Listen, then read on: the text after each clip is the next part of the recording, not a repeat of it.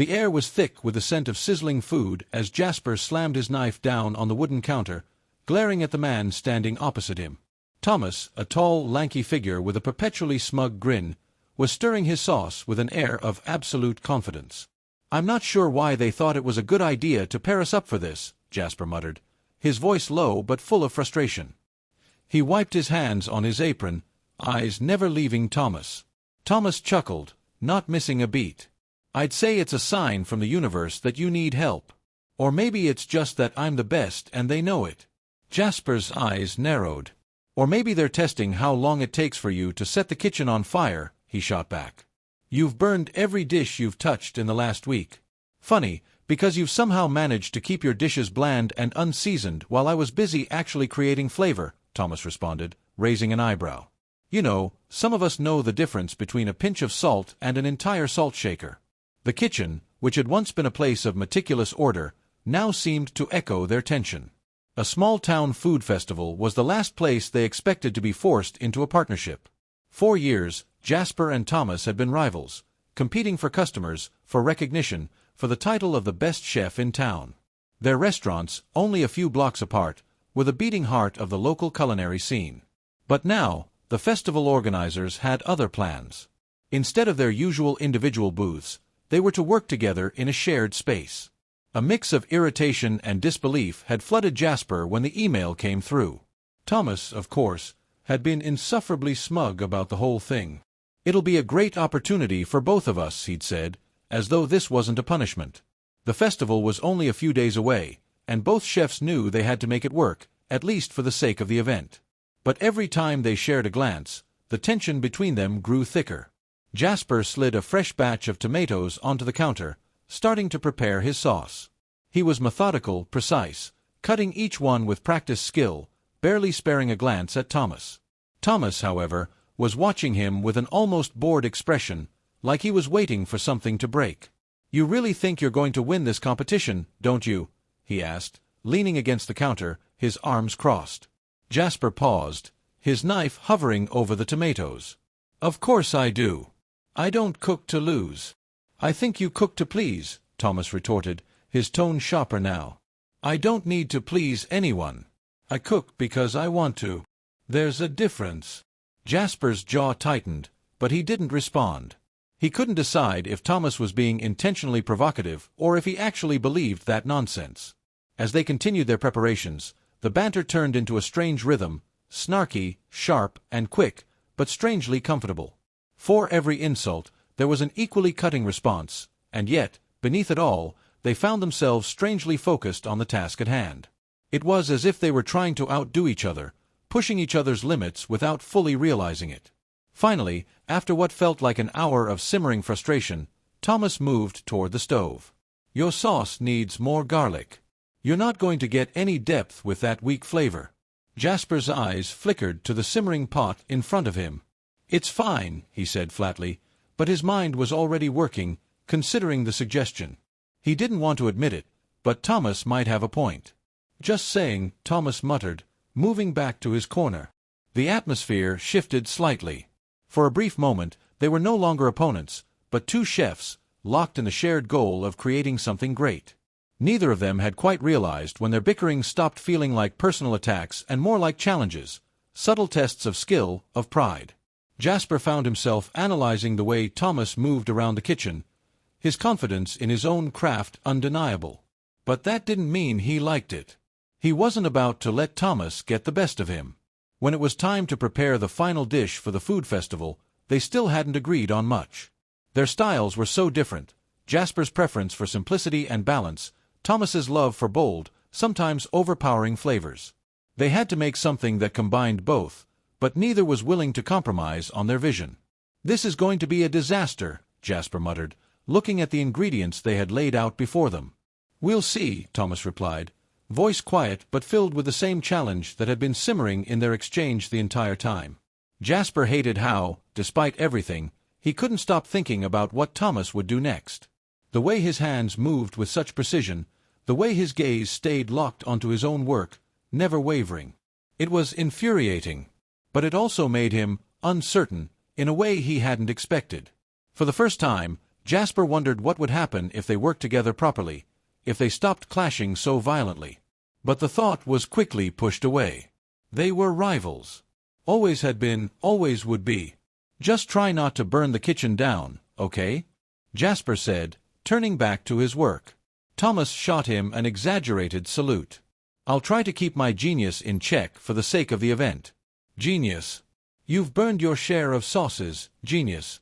Jasper's grin was tight, but it was there. Thomas raised an eyebrow, his lips twitching. You're just jealous you haven't figured out how to make something as bold as I do. Oh, I'm not jealous, Jasper replied, voice sharp. I'm simply smarter. The tension between them was palpable, but it felt less charged with resentment now. Something else was starting to shift in the space between them, even if neither of them was ready to admit it. As they plated the final dish, the competitive energy was still there, but there was something else, a kind of quiet recognition. Maybe, just maybe, they were starting to see each other differently. But Jasper wasn't going to let himself dwell on that. Not yet. He had a festival to win. The day of the festival arrived with a flurry of excitement, but for Jasper and Thomas, it was just another battleground. The bustling crowds, the noise of clinking silverware, and the aromatic scent of food filled the air, but all that mattered was their shared booth. They didn't talk much as the event began. The competition wasn't just about their dishes, it was about proving something to each other. Despite the tension, the unspoken truce they'd formed over the past few days still lingered, and both chefs felt it, somehow different, but still a war. Jasper stood behind the counter, watching the steady flow of customers moving past, eager for a taste of their creations. The dish they had prepared together, a perfect marriage of his simple flavors and Thomas's bolder approach, was being received with a mix of surprise and delight. The people weren't sure what to make of it at first, but with each bite, they were drawn deeper into the layers of taste. Something about it worked. It's not half bad, Thomas muttered, plating another dish with ease. There was a hint of satisfaction in his voice, but he masked it quickly. I told you, Jasper replied, his lips twitching into something like a smile. It's not bad because I've got the better part of the dish. Yeah, right. Don't act like your boring tomato sauce is what's selling it. Thomas rolled his eyes but said nothing more, focused on arranging the food just so. As the day wore on, the dynamic between them seemed to shift further. The snarky comments were still there, of course, but there was something gentler in their exchanges. The awkward silences were fewer, replaced with moments of unspoken understanding. They didn't need to argue over every little thing. Their banter had become something comfortable, familiar even, and it felt strange in the best way. But as the sun began to dip lower, a rush of customers came through. The booth was packed, and the kitchen was in chaos. In the middle of it all, the tension returned, but now it wasn't from rivalry, it was just the pressure of the moment. Jasper's hands trembled slightly as he reached for the next ingredient, his mind racing with calculations and timing. Thomas, too, seemed to be moving faster now, his steps more precise. The frenzy in the kitchen was almost too much to handle. Then, just as Jasper turned to grab a plate, he noticed Thomas struggling with the last batch of sauce. The flames beneath the pan were too high, and the sauce was burning quickly. Watch the heat, Jasper snapped, immediately moving to Thomas's side. Thomas let out a frustrated sigh, his fingers going to the burner controls. I've got it, he muttered, but his usual cool was gone. No, you don't, Jasper replied. Let me. Before he could finish, Thomas jerked the pan away too quickly, and the sauce splashed out, hitting his apron. He cursed under his breath, swiping at it. I'm sorry, Thomas said in a rare moment of vulnerability, a tinge of irritation in his voice. I didn't.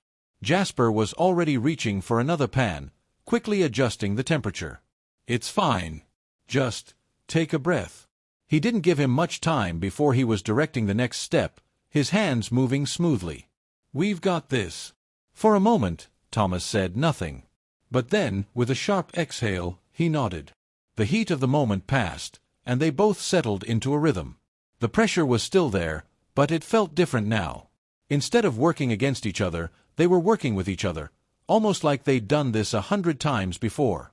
The crowd's enthusiasm never waned, and with every dish they sent out, their bond as chefs, not just rivals, deepened. The rest of the day passed in a blur. It wasn't perfect, there were still mistakes and moments of frustration, but there was something undeniable between them now. They didn't need to prove who was the better chef anymore. They just wanted to make something great. As the final bell rang, signaling the end of the festival, the two of them found themselves standing side by side behind their booth, covered in sweat, but with a sense of accomplishment. "You know," Thomas said, wiping his hands on his apron, "I think we did okay." Jasper shot him a sidelong glance, his lips quirking into a smile. "We did more than okay. We actually pulled it off." A silence fell between them. The noise of the crowd seemed to fade in the background as they exchanged a look, a brief, but significant one. There was no competition now, no need to prove who was better. There was only mutual respect. "Well," Thomas began, his voice quieter than usual, "maybe I was wrong. Maybe you do know what you're doing after all." Jasper chuckled, glancing at him. "Maybe you're not so bad yourself." His voice was warm, without a hint of sarcasm. "Thanks," Thomas said, a smirk playing at the corners of his mouth. "I think you're almost tolerable, too." Jasper rolled his eyes, but it wasn't as sharp as it used to be. They were no longer enemies, no longer locked in a never-ending battle. They had something else now, an understanding, a quiet camaraderie born from working side by side, pushing each other, and finding a middle ground in the most unexpected of ways. As the crowd began to thin, Jasper and Thomas began packing up, their work done for the day. The booth, once filled with the tense energy of competition, now felt like the aftermath of something much more meaningful. "I'll say it again," Thomas said, as he gathered his things. "We actually did a good job today." Jasper nodded, his hands full with their last few trays. "Yeah, we did. Guess we're not so bad together after all." It wasn't a declaration of newfound friendship, nor was it some grand change in their rivalry. But it was the beginning of something else, a recognition that, sometimes, two people who always competed could end up building something even better when they worked together. The festival was over, the booths packing up, but neither chef felt the need to rush off. For the first time in years, they stood together, not with the usual challenge in their eyes, but with a quiet understanding that had never existed between them before. As they walked off the festival grounds, the noise of the day fading behind them, neither could shake the feeling that, despite everything, this wasn't the end. It was the beginning of something that, while uncertain, felt right. Something they could both explore, even if they didn't quite know where it would lead.